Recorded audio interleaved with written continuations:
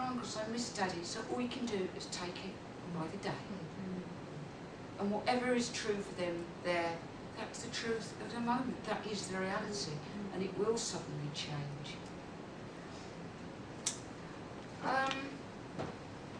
There's something we've not really dealt with Eddie around the trip. He wants to go, he really would like to go on a woodcraft holiday, but... What does that Protect Mum. Yeah, his life's really affected by planning everything to protect Mum and tomorrow. Very isolated. It's also around not getting Dad angry because of wanting money to go on the trips, wasn't it? So it's trying to control Dad's temper as well by not inflaming the situation by asking for money to go on the trip. But he knows Mum would have to ask that money, so he's protecting Mum by doing that, isn't he? So he's placating then, isn't he? Between Mum. And pretending he doesn't like something, Yeah. just so that they don't feel guilty. So he's stopping his own childhood, his own natural development. Yeah, as a he's child. denying his own needs, Yeah. isn't he? Yeah. So he's not putting himself first like most kids would. Yeah, he's got to look, he's preoccupied looking out for everybody else. Yeah, so that trending I don't want to. This seems to happen a lot. And he's also attuned to Mum's emotions because he mentioned that there's two different ways that she cries. So he will try and make her laugh to shake her out of feeling alone. This boy, absolutely, this boy really is carrying a burden. He's on his shoulders a big burden. He's looking out for everything. He's pretty good at it. Kids are remarkable, can be in many cases, incredibly good at noticing all these things and caring about them and trying to fix them. There's a good chance that Eddie, as an adult, will become a compulsive carer. Yeah.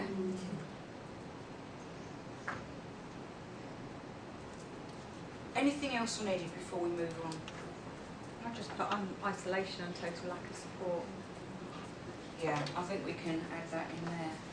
I think there's something as well about, like you say, about how he's going to develop and grow up and form relationships with people, because he's demonstrating empathy for his dad. You know, his dad works hard, he's the person who brings in the money. I know he's tired and he's got that empathy with him in that respect, and also with his mum.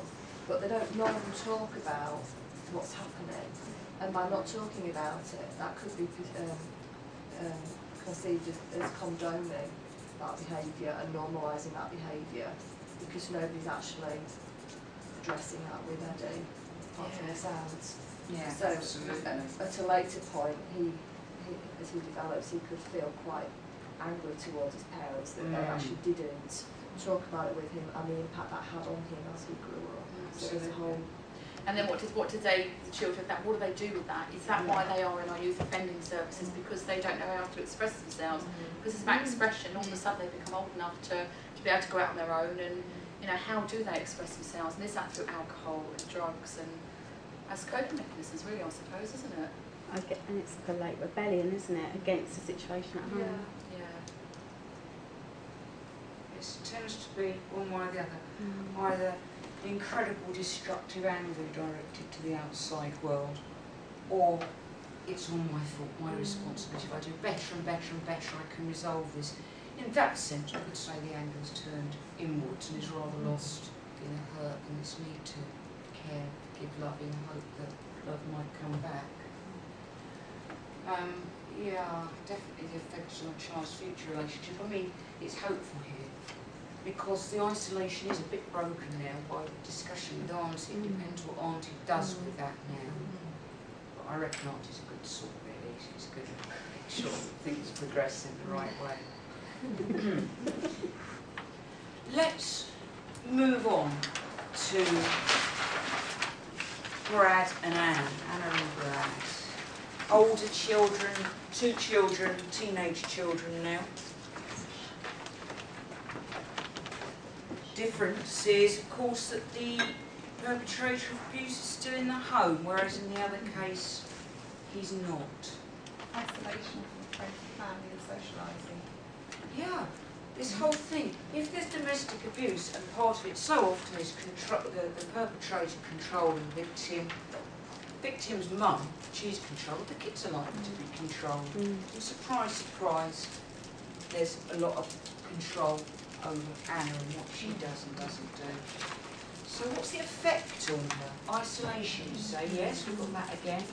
Again, forming relationships. She's got, the only friends she's allowed are female.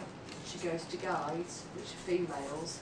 So when she starts looking at foreign relationships later on, then that could well cause her problems. Yeah, especially if the only role model she's got, absolutely, the only role model she's got is how mum and dad are. Well, in the words that are used about women generally are very derogatory, so she only ever hears, you know, slag or... Exactly. And she's 14, trying to think about her own sexuality and Yes, kind of sexy clothing is Yeah. slag. yeah, so that she hasn't got any positive feedback about becoming a woman. Exactly. Naturally, And the right, brother so- started to use that term as well. Well, the brother is actually mirroring the father's behaviour, isn't it? So But he's the taking on the different- perpetrator role. The difference is that the dad's is out of dad's spotlight now, isn't he? His dad's not bothering with him anymore. He's more focused now on Anna. But the boy has still become, he's become his dad, really, the way that he responds to the female in his relationships, his girlfriend, and the times that he's his mother as well. Yeah. But she's not able to have any self-expression at all, and by not expressing yourself, you don't make mistakes, or she can't be a natural development of a teenager to go out and make mistakes, have relationships that go wrong, finding out who she is. Yeah, there's no Very identity. restricted development, I guess. Yeah. Yes.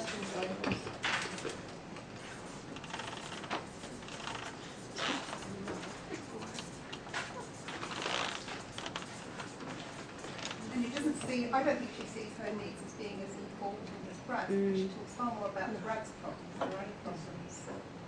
So she's deflecting from her emotions. It's just the way it is for her, but poor old Brad, she goes on about Brad doing this and Brad does this. There's a lot more in the text of her talking about her brother than she talks about herself. Yes. So this is another thing where the child's really underestimating, not really paying attention to their own needs. Self-sacrifice a child. Self-sacrifice of need.